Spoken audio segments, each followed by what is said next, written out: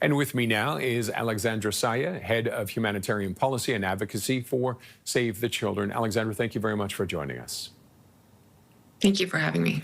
You were in the West Bank 2 weeks ago. Talk to us about what you heard from your teams on the ground. What is the situation like in the West Bank and Gaza? The situation is getting more worrying across the board. I mean, in Gaza, our teams are desperate. For the past few weeks, they've been saying that the situation has never been as dire as it is today. Yesterday, even after the announcement of these tactical pauses, they were saying that they heard bombing all around them. So that just shows you how dangerous the situation remains. We have not been able to get new supplies into Gaza since early February of this year because the Israeli blockade has prevented anything from, or most items from coming in. And that remains to be the case.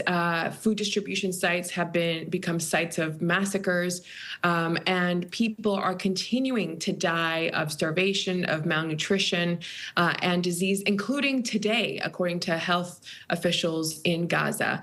These tactical pauses that have been announced are a welcome first step, but we need predictability. We need sustained aid delivery. We need a full opening of all the land crossings in order to actually be allowed to do our jobs.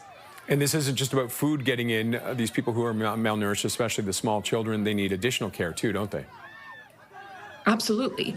These children that we're seeing, these pictures that we're seeing of children malnourished, their bodies just emaciated, they need a full medical intervention to come back from the brink.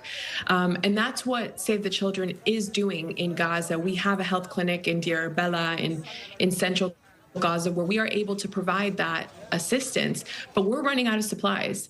And if we don't get more supplies in, this is going to get worse and worse. Even with the aid coming in the past couple of days, these 2 days, we are still likely to see people, including children, dying of malnutrition because of the lag time in support. So what we need to see is for more aid to come in. We need to see sustained opening of the crossing points. We also need safety. It's still very dangerous in Gaza, and the fact that people continue to be killed while seeking aid. And more than 400 aid workers have been killed in the last 21 months, and that's also preventing us from delivering the assistance needed in Gaza. Now, Israel has said it has opened up the corridors more. Are you starting to see more supplies coming in? We haven't gotten supplies in yet. But there are, I think yesterday the UN said 100 trucks managed to get in. We need to see at minimum 600 trucks of aid per day, aid and commercial supplies, actually. That's what's needed in Gaza at the very minimum to even make a dent in the situation. Okay. Alexandra, thank you very much for joining us and updating us. Thank you for having me. Alexandra Saieh is Head of Humanitarian Policy and Advocacy for Save the Children.